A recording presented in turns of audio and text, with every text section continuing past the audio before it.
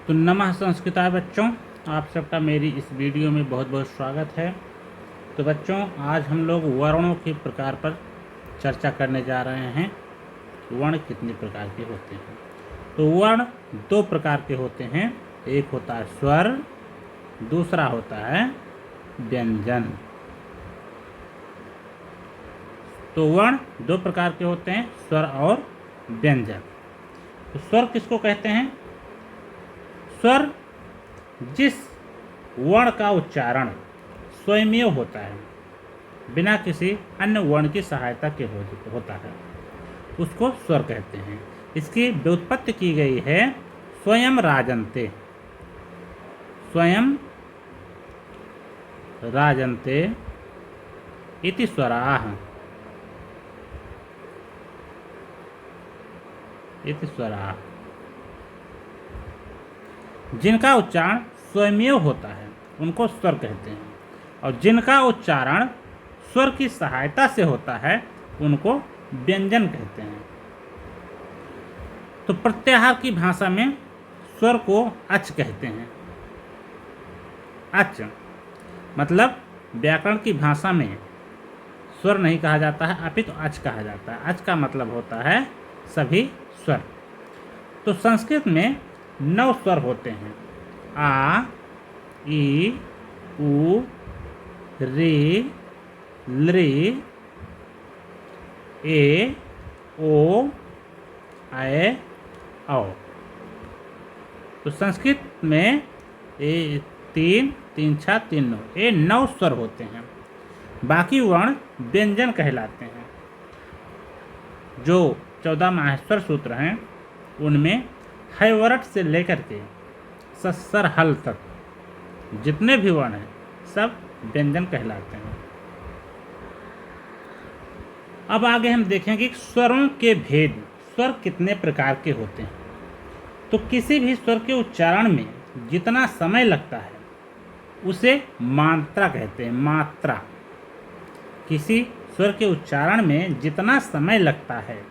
कोई स्वर होता है जो 1 सेकंड में उच्चारित होता है, कोई स्वर होता है जो 2 सेकंड में उच्चारित होता है, कोई स्वर होता है जो 2 से अधिक मात्रा का समय लेता है। तो मात्रा का अर्थ है समय। तो जिस स्वर के उच्चारण में जितना समय लगता है उस समय के आधार पे स्वरों के 3 भेद किए गए हैं। पहला एकमात्रिक स्वर, दूसरा द्विमात्रिक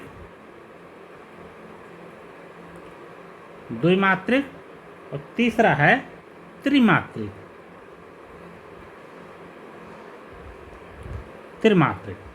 तो मात्रा की दृष्टि से स्वर 3 प्रकार के होते हैं। एकमात्रिक, द्विमात्रिक, त्रिमात्रिक।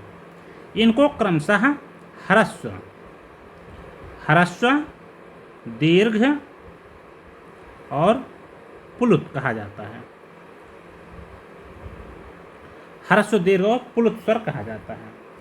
ह्रस्व किसको कहते हैं? जिस स्वर के उच्चारण में एक मात्रा का समय लगता है। एक मात्रा मतलब 1 सेकंड का समय लगता है। मतलब जिन स्वरों का उच्चारण करते समय जिन स्वरों का उच्चारण 1 सेकंड में किया जा सकता है उनको ह्रस्व कहा जाता है। जैसे आ, ई, उ। इन स्वरों का उच्चारण 1 सेकंड में किया जा सकता है, इसलिए इन स्वरों को कहते हैं ह्रस्व स्वर। और जिन स्वरों का उच्चारण करने में 2 मात्रा का समय लगे या 2 सेकंड का समय लगे उसको कहते हैं दीर्घ स्वर। जैसे दीर्घ आ, दीर्घ ई, दीर्घ उ। इसको हम लोग बड़ा आ, बड़ी ई, बड़ा उ ऐसा कहते हैं। तीसरा स्वर होता है पुलुत स्वर। पुलुत स्वर उसको कहते हैं जिसका उच्चारण करने में 3 मात्रा का समय लगता है। 3 मात्रा मतलब 3 सेकंड का। मतलब जिन स्वरों का उच्चारण 3 सेकंड में किया जाता है उन्हें पुलुत स्वर कहा जाता है। पुलुत स्वर को दिखाने के लिए दीर्घ स्वर के साथ साथ 3 की गिनती लिखी जाती है। आ है उसके साथ साथ 3 की गिनती लिखी जाती है, तो इसको कहते हैं पुलुत स्वर।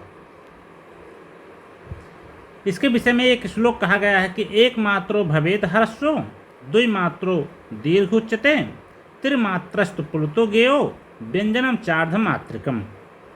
तो मतलब एक मात्रा का जो स्वर होता है उसको ह्रस्व कहते हैं, द्विमात्रा का जो स्वर होता है उसको दीर्घ कहते हैं, तीन मात्रा के बराबर जिसका उच्चारण होता है उसको प्लुत कहते हैं, और व्यंजनम चार्ध मात्रिकम, और व्यंजन में आधी मात्रा होती है, जैसे का है, खा है, इनमें आधी आधी मात्राएं होती हैं।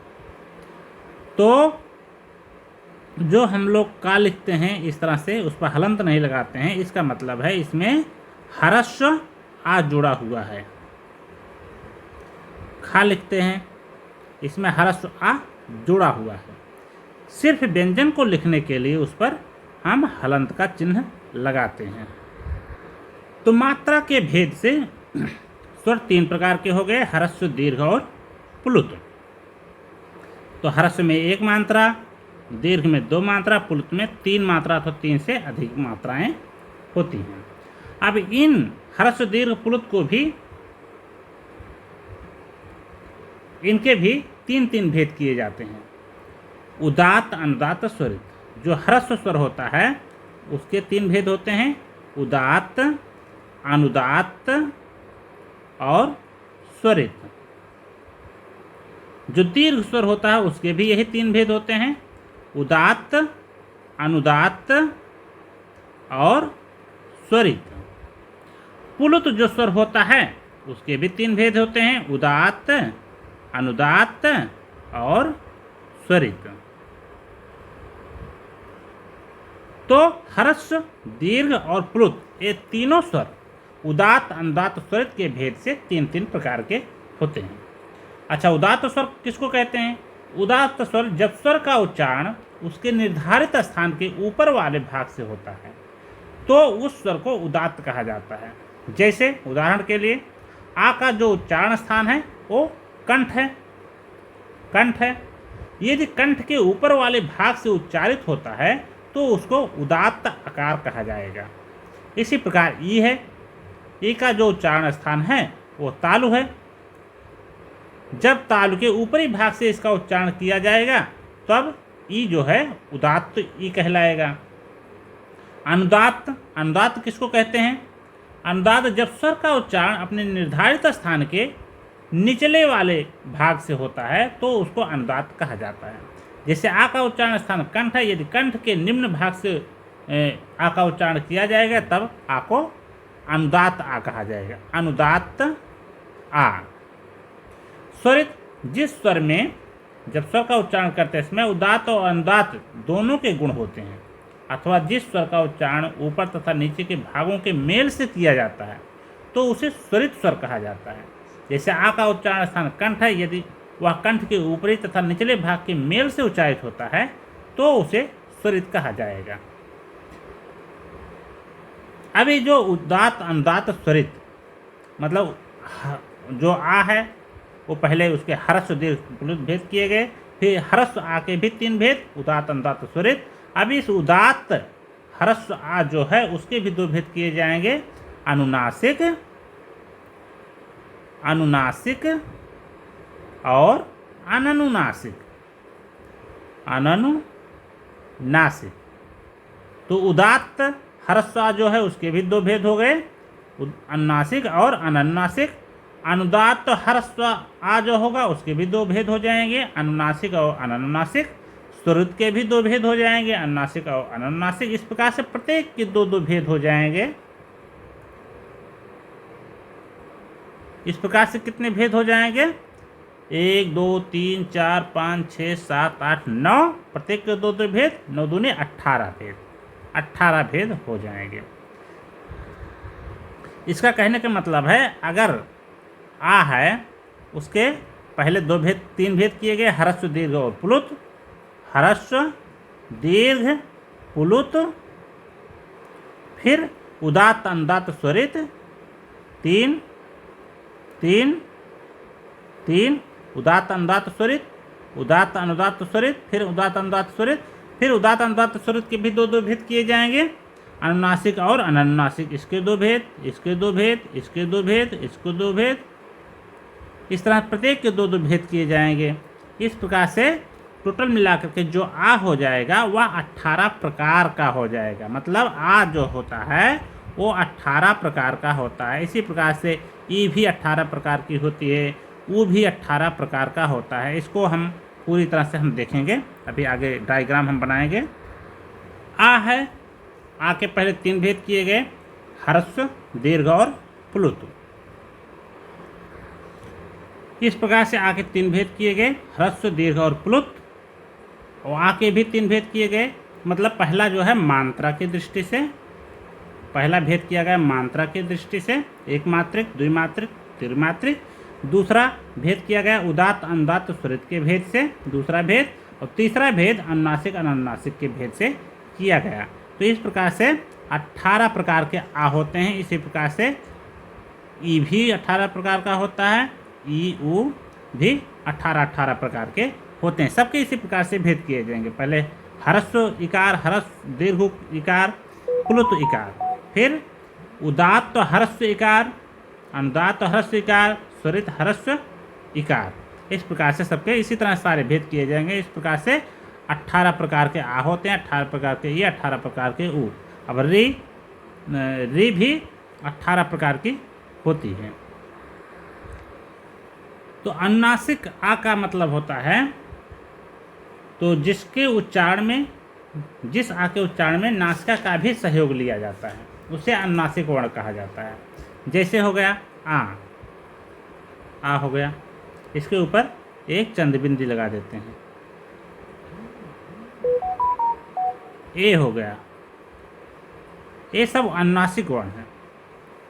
तो अनुनासिक वर्णों का उच्चारण उनके स्थान के साथ साथ नासिका का भी सहयोग लिया जाता है। उनके उच्चारण में, उनके उच्चारण स्थान के साथ साथ नासिका का भी सहयोग लिया जाता है।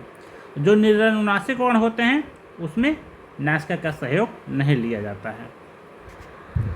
अब आगे हम लोग व्यंजन के भेद देखते हैं।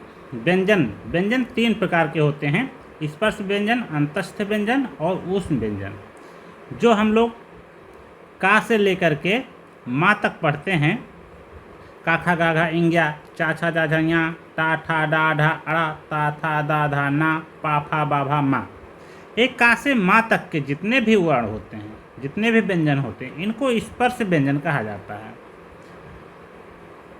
और जो अंतस्थ व्यंजन होते हैं वो अंतः स्थित, मतलब स्पर्श व्यंजन और ऊष्म व्यंजनों के बीच में होने के कारण इनको अंतस्थ व्यंजन कहा जाता है।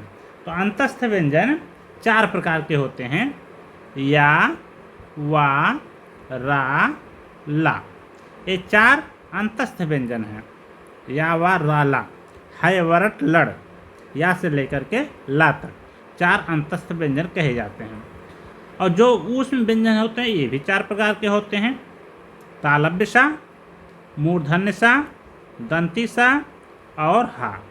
ये 4 ऊष्म व्यंजन कहलाते हैं। कहा जाता है कि इनका उच्चारण करने में शरीर में ऊष्मा उत्पन्न होती है, इसलिए इनको ऊष्म व्यंजन कहा जाता है। ते व्यंजन के भेद हैं। तो इस प्रकार से इस वीडियो में मैंने चर्चा किया वर्णों के भेद। वर्ण 2 प्रकार के होते हैं, स्वर और व्यंजन। स्वर के जो भेद होते हैं उनको पहले ह्रस्व, दीर्घ और प्लुत में विभाजित किया गया, फिर उनको उदात्त अनुदात्त स्वरित के भेद से 3 भागों में विभाजित किया, फिर अनुनासिक अनुनासिक के भेद से, फिर व्यंजनों के भेद हमने दिखाए, स्पर्श व्यंजन, अंतस्थ व्यंजन और ऊष्म व्यंजन। तो ये रहे सारे वर्णों के भेद।